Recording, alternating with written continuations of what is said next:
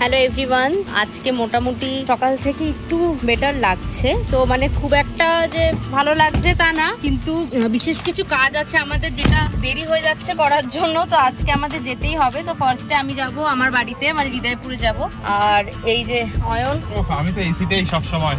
হ্যাঁ, মানে অনেকে কালকে আমাকে অনেক কিছু বলেছে, তাড়াতাড়ি সুস্থ হয়ে যাও। তো এগুলো বেশ ভালো লাগে এরকম সবাই যখন বলে। তো আজকে মোটামুটি একটু ভালো লাগছে। যেলে কি পেটের প্রবলেম সহজে ঠিক হয় না। পেটের প্রবলেম এমনই একটা জিনিস যে সহজে ঠিক হতে চায় না। প্রবলেম তো আছেই। আজকে আমরা আগে যাচ্ছি হৃদয়পুরে। আমার চোখ মুখ দেখেই বোঝা যাচ্ছে যে অন্য সময় আমি যে ভিডিও যেরকম করে আপলোড করি। তো যাই হোক, আগে হৃদয়পুর যাবো। আজকে রবিবার দিন, ফাঁকা মোটামুটি আপাতত দেখ। আর যশোর রোড দিয়ে, তুমি কি যশোর রোড দিয়ে যাচ্ছ? না, যশোর রোড দিয়ে যাবো না। যাবো হচ্ছে আগে গাড়ির পলিউশন করাতে। গাড়ির পলিউশন পিউসি ফেল হয়ে গেছে, পিউসি করাতে হবে, 10,000 টাকা ফাইন দেবে। তো আজকে যেহেতু আরেকটা আমাদের যেহেতু সামনে গাড়ির ইন্স্যুরেন্স শেষ হয়ে যাচ্ছে এই মাসেই শেষের দিকে, তো ইন্স্যুরেন্সের ব্যাপারে কথা বলার জন্য ফোন করেছিল। ওই সময় সব গাড়ির পেপারস বার করার সময় দেখছে যে পিউসিটা ফেল আছে। তো আগে আমরা আজকে যাচ্ছি পিউসির ওখানে। আরেকটা কথা বলি, যাদের ইন্স্যুরেন্স করানোর আছে 2 হুইলার 4 হুইলার যাই হোক না কেন, আমরা যেটা পেলাম এটা তো কোনো প্রমোশনের কিছু নয়, যে আমরা পলিসি বাজার থেকে আমরা যেটা গত বছর যে কোনো প্রমোশনাল ভিডিও না, আগে থেকেই বলে দেওয়া হচ্ছে। হ্যাঁ, আমি আগেরবার i20টা করিয়েছিলাম 18,600 টাকার।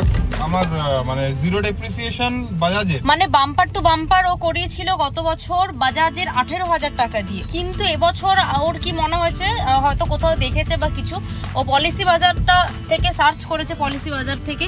আর ওখানে দেখাচ্ছে যে ওর গাড়ির মোটামুটি 8,000-এর মধ্যে 8,600 টাকা, মানে 8,600-র মধ্যে আমাদের মানে ওর গাড়ির বাম্পার টু বাম্পারটা হয়ে যাবে। এরকম যারা হচ্ছে কি পলিসি করাতে চাও, জায়গায় থাকে না যে থার্ড পার্টির কাছ থেকে আমরা মানে ইয়ে করি, ওখানে না অনেক টাকাটা চলে যায়। তো সেখানে আমি বলবো যে সবাই একটুখানি পলিসি বাজারটা দেখে যদি করতে পারো, তোমাদের অনেকটা টাকা সেভ হবে। অনেক প্ল্যান ভ্যারি করে নেওয়াও যায়, নাহলে এজেন্টকে ধরে করালে কি সে যে কোম্পানির করাচ্ছে সেটাই করাবে। আমার মনে হয় আপনারা একবার মানে তোমরা একবার সবাই করতে পারো, একবার পলিসি বাজারটা একবার ট্যালি করে নিতে পারো। তারপর যে কোথা থেকে কেউ নেবে সেটা তার ব্যাপার। তবে আমি অনেকটাই কমে, মানে 18,000 টাকা 8,500 টাকা, মানে 18,500 আর 8,500 10,000 টাকার ডিফারেন্স। আমি দুটো গাড়ি মানে ইন্স্যুরেন্স করাচ্ছি, আমার দুটো গাড়ি 13,500 টাকার মধ্যে হয়ে যাচ্ছে। মানে আমার গাড়িটা আর ওর গাড়িটা মিলিয়ে 13,500 টাকার মধ্যে টোটালি কমপ্লিট হয়ে যাচ্ছে বাম্পার টু বাম্পার।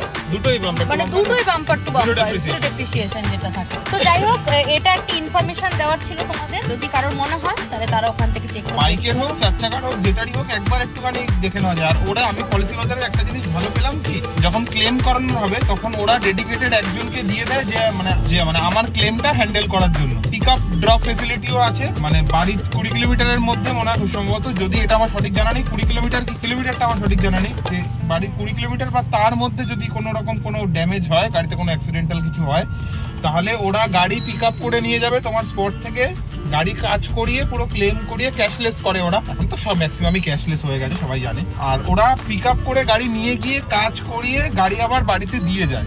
এটা জিরো অফ কস্ট, কোনো এক্সট্রা চার্জেস নেয় না তাদের। তো আমি এখন বারাসাতে চলে এসেছি। ব্যাপারটা হলো, আমরা কি বলে হাবড়াতে পলিউশনের কোথাও কিছু পাইনি, মানে বন্ধ মনে আছে, রবিবার বলে মনে হয় বন্ধ। তো ওইদিকে কোথাও কিছু পাইনি।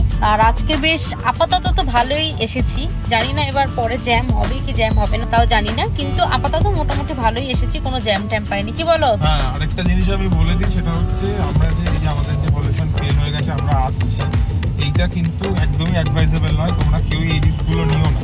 আমাদের উপায় নেই, আমরা করতে পারিনি, জায়গা পাইনি, তার জন্য এখন ধরলে ফাইন করবে। আমি সেটা চিন্তা করে এই গাড়িটা চালাচ্ছি সারা রাস্তা। যাই হোক, একটা মিস্টেক হয়ে গেছে, তোমরা কেউ এরকম মিস্টেক করো না। একটা 101 টাকা না 120 টাকার জন্য এত টাকা ফাইন দেওয়াটা একদমই খুবই কষ্ট হয়।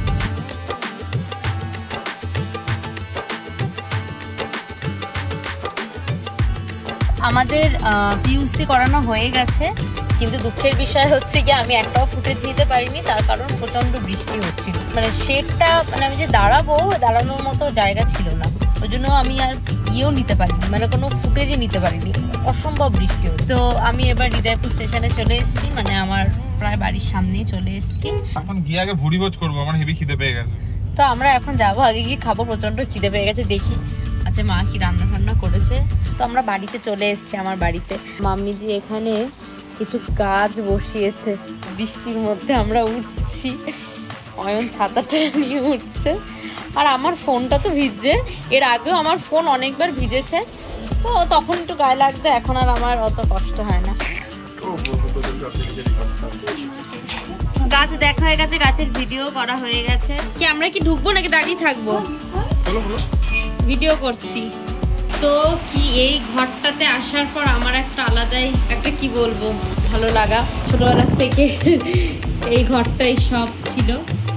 তো তারপরে চলে এসেছিলাম আমাদের বাড়ির কাছে একটা পার্লারে। আমার চুলটা 3-4 দিন হলো ধোয়া হয়নি আমার শরীর খারাপের জন্য, তো ওখানে এসে আমি চুলটাকে একটু ওয়াশ করে নিলাম। আর সেদিনকে আমার এত লেট হয়ে গেছিলো, যেহেতু একটা জায়গায় বেরোনোর আছে, তো ওদেরকে আমি প্রচণ্ড তাড়া দিয়ে আমাকে আগে ছাড়ার জন্য অনেকবার করে বলছিলাম। তো আমরা এই যে এখন অনেকটা একটু লেট হয়ে গেছে, মানে আমাদের বেরোনোর কথা ছিল ওই 5:30-6টা নাগাদ, কিন্তু যেহেতু তোমরা দেখতে পেলে আমি একটু ওই পার্লারে গেছিলাম, তো ওই জন্য একটু লেট হয়ে গেল। আর এই যে আমরা এখন যাচ্ছি, আমরা এখন মধ্যমগ্রামে আছি। কিছু কি ভাবছো তুমি? আমি ওকে ওভারটেক করলাম বলে ও আমাকে ওভারটেক করে সামনে চলে এলো। এই যে সামনের বারান্দাটা দেখাও। তো আজকে যেই কারণে মেইনলি আমাদের বারাসাতে আসা, তার কারণ আমাদের দুজনের একটা ছোটখাটো একটা ইচ্ছা আছে, একটা প্ল্যানিং আছে, মানে একটা প্ল্যানিং আছে এখনো। আমরা তার মানে আজকের থেকেই বলতে পারো যে আজকের থেকে জিনিসটা শুরু হচ্ছে অফিশিয়ালি শুরু হচ্ছে। হ্যাঁ, মানে অফিশিয়ালি আজ থেকে এটা শুরু হচ্ছে। এর আগে মানে আমরা ভাবছিলাম, তো ভাবতে ভাবতে যাই হোক একটু সময় লাগলো।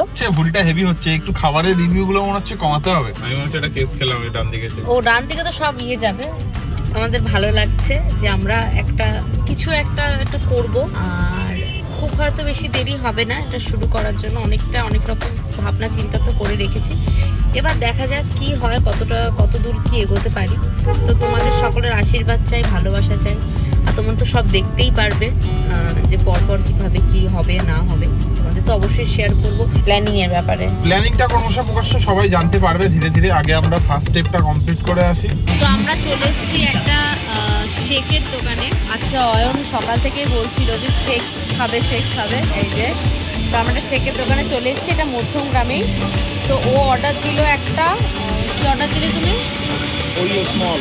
আচ্ছা, একটা ওরিও শেক অর্ডার দিল, আমি দিলাম একটা ডেয়ারি মিল্ক। এই যে আমাদের শেক খাওয়া হয়ে গেছে। শেক খাওয়ার পর আমরা এখন ফুচকা খেতে এসেছি। মধ্যমগ্রামের ফুচকা আমার বরাবরই এমনি ভালো লাগে। কি গো, তুমি এর আগে মধ্যমগ্রামের ফুচকা খেয়েছিলে না? ওই যে কি জানো ওটার নাম, ফুচকা না কি জানো? হ্যাঁ, ভালো। মানে আমরা আজকে স্ট্রিট ফুড খালি একের পর এক খেয়ে যাচ্ছি। যদিও আমার নাকি পেটে প্রবলেম ছিল, ঠিক আছে, সে প্রবলেম আমি ভুলেই গেছি। বলবে যে তোমাদের পেটে প্রবলেম হবেই। তো আমাদের তো ফুচকা খাওয়া সেদিনকে হয়ে গেছিল। আর তোমাদের কাদের কলকাতার ফুচকা বা আশেপাশের ফুচকা খেতে কারা বেশি ভালোবাসো আমাকে অবশ্যই কমেন্টে জানিও। টাটা।